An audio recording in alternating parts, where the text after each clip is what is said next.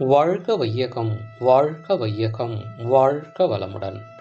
அருள் தந்தை வேதாத்ரி மகரிஷி அவர்களின் நாள் ஒரு நற்சிந்தனை. ஆகஸ்ட் மாதம் 4ஆம் தேதி. தலைப்பு: மகிழ்ச்சியோடு வாழ. மனிதன் என்ற தத்துவத்தை 4 சிறப்பு நிலைகளாக பிரிக்கலாம்.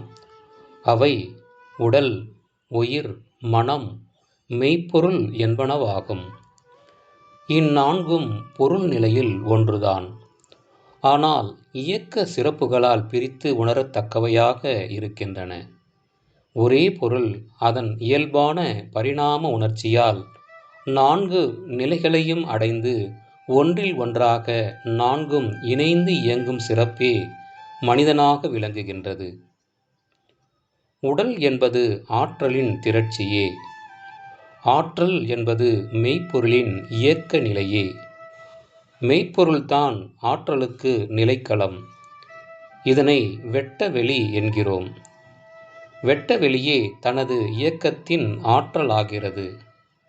ஆற்றலின் திணிவு உடல்.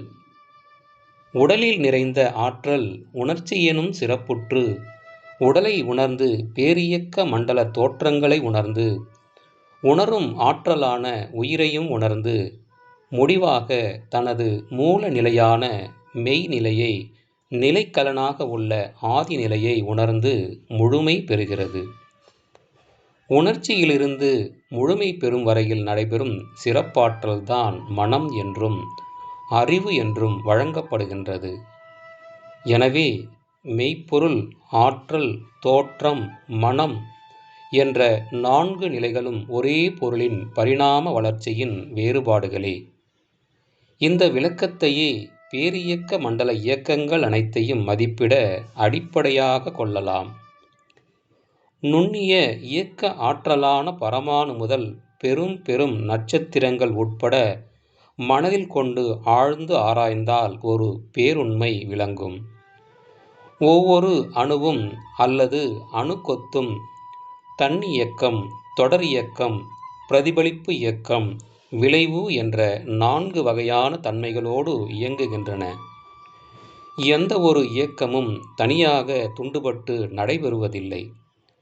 பேரியக்க மண்டலம் என்ற கோர்வையில் அமைந்துள்ள இயற்கை ஒழுங்கமைப்பை நாம் காரண விளைவு நியதி என்று கூறுகிறோம். இந்த விளைவின் கீழ் தோன்றிய மனிதனின் நோக்கம் அறிவின் முழுமை பெற்று அமைதி பெறுவதே ஆகும். அறிவின் முழுமைக்கு வாழ்க்கை அனுபவம் வேண்டும். அவ்வனுபவத்திற்கு உடல் என்ற நற்கருவியை நன்றாக போற்றி பாதுகாக்க வேண்டும்.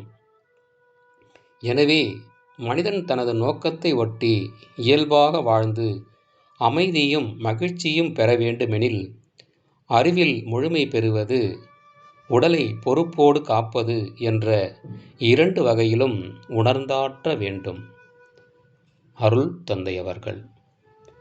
வாழ்க வளமுடன்.